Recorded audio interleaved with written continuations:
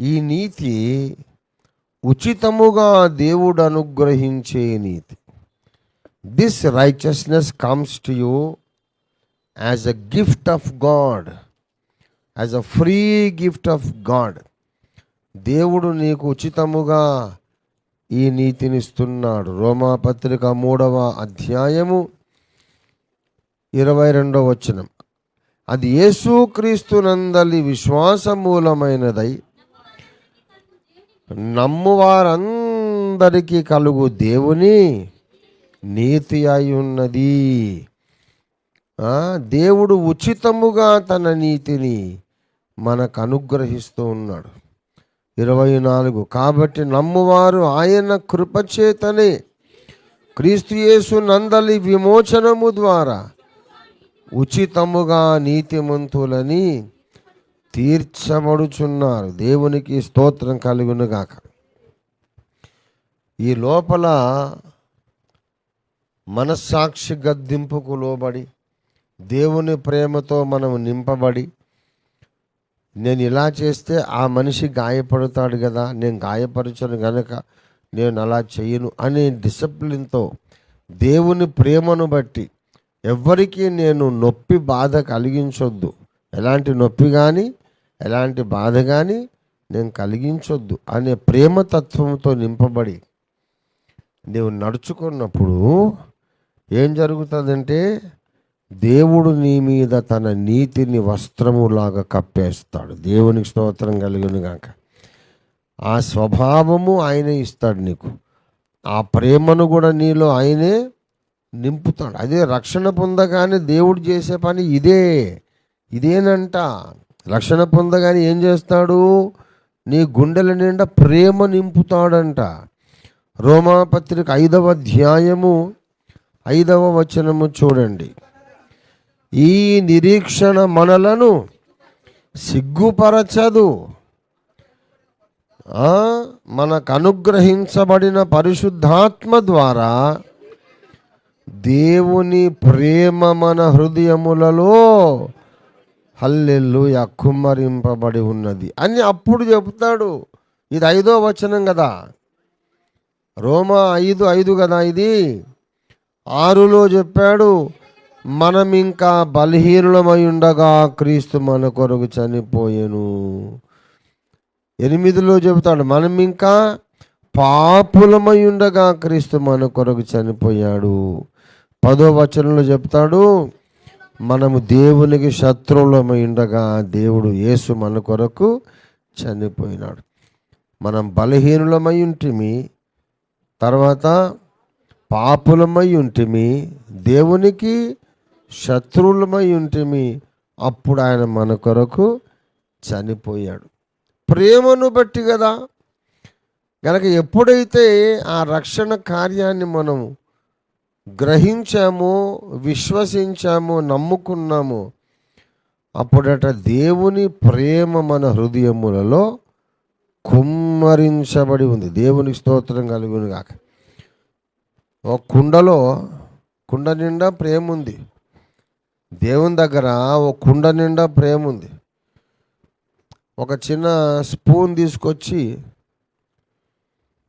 కొంచెం ఒక అర చెంచాను ప్రేమ తీసుకొచ్చి నీకు ఇంత అంటించడం కాదు.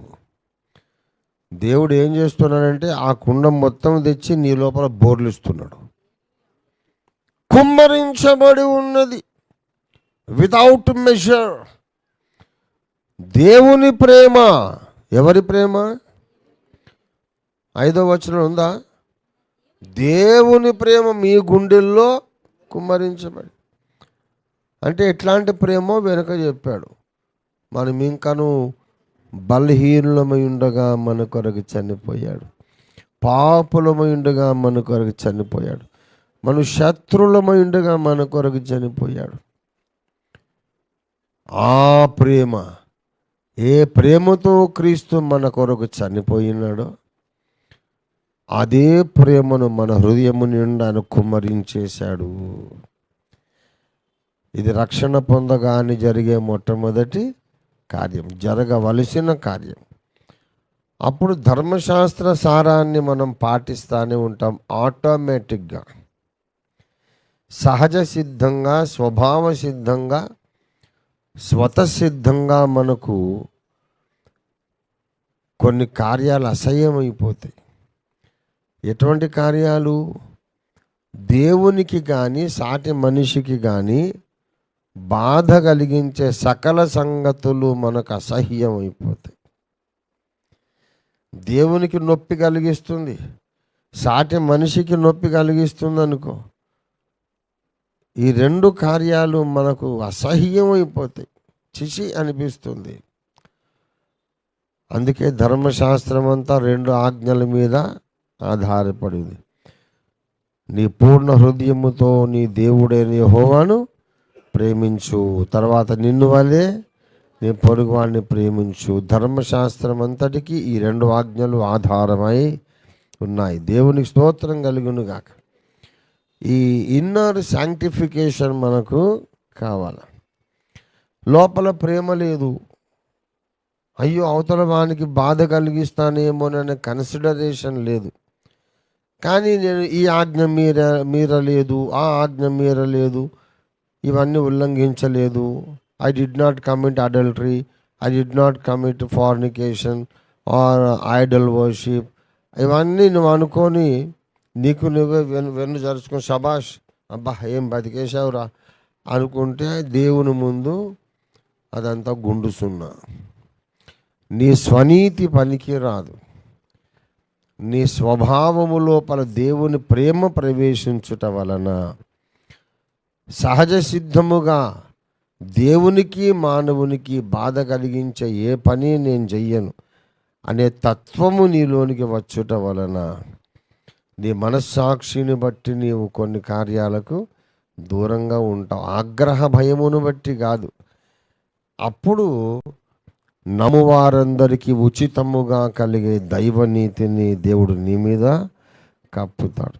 అప్పుడు నువ్వు దేవుని ఎదుటికి రాజు వలె టీవీగా వెళ్తావు. సిగ్గుపడుతూ దొంగ చూపులు పక్క చూపులు చూస్తూ వెళ్ళావు. రాజు వలె టీవీగా నువ్వు తీర్పు సింహాసనం ముందుకు వెళ్తావు. ప్రభువా నేను వచ్చేసాను, నీ తీర్పు ఏంటో చెప్పు నాయన, నన్ను గూర్చి నా బ్రతుకు నీకు నచ్చిందా నచ్చలేదా? నీ తీర్పు వినడానికి నేను వేగిర పడుతున్నాను. Pronounce your judgement O lord. ఏమిరా అంత ధైర్యమా నీకు అంటే, నీ కృపను బట్టే తండ్రి, నీ కృపను బట్టే నాకు ఆ ధైర్యం వచ్చింది.